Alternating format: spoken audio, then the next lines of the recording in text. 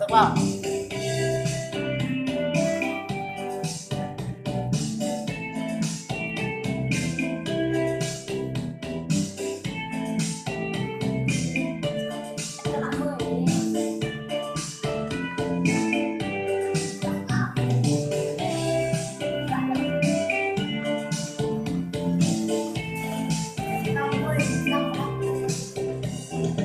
mẹ thầy cặp đồng gia mang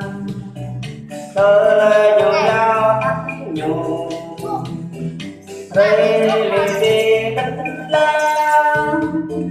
giang đi bé chi đuôi giò già đã được màu đây tới đủ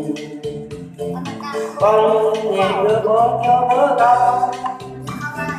bữa như nhưng mà ơi thế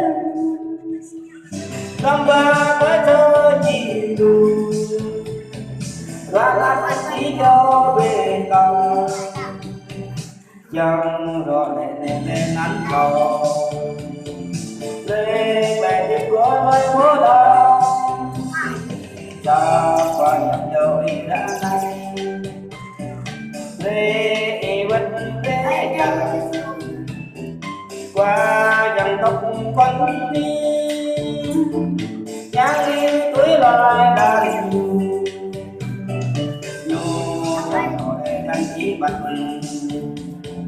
nhang thì mà bé tiếp đón ta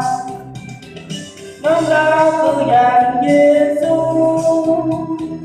nhu chi quá giang bờ bờ nhu cơ lê cờ đi nhu tuổi bọc lê cây gió đi sao có dân đó chắc có đi nhiều đây ha, có thằng mắt đấy, chờ mạng đây.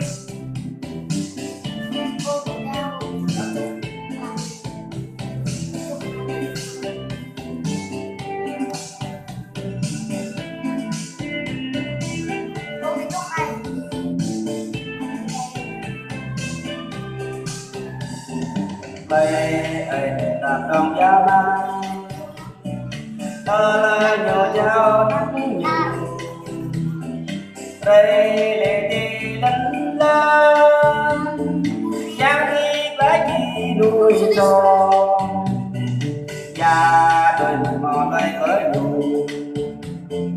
con hề cơ tên cho bớ ta có như chim mà ơi đây năm ba phải cho chị người và năm tí do bên cạnh nhang rồi để đi đánh cầu lê bài được lỡ lấy bố đau ta qua nhận vô đi đã năng lê vinh lê chặt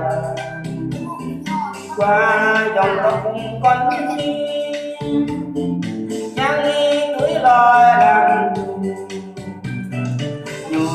chẳng rồi đăng ký bạch nhang thì mà phải thích không ba nâng la cứ dàn Giêsu nhu chim quá giang bờ bờ nhu lê nan đi nhu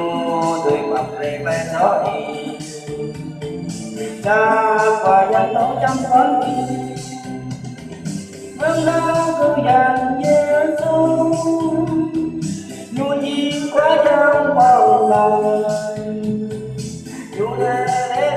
cờ đi nhu tuổi bọc lê bè gió đi cha và dân đó chăm con đi cha và dân đó chăm con đi Nhiều đây luôn, có thằng mắt chờ mạng đây. Tạm rồi, nhiều mấy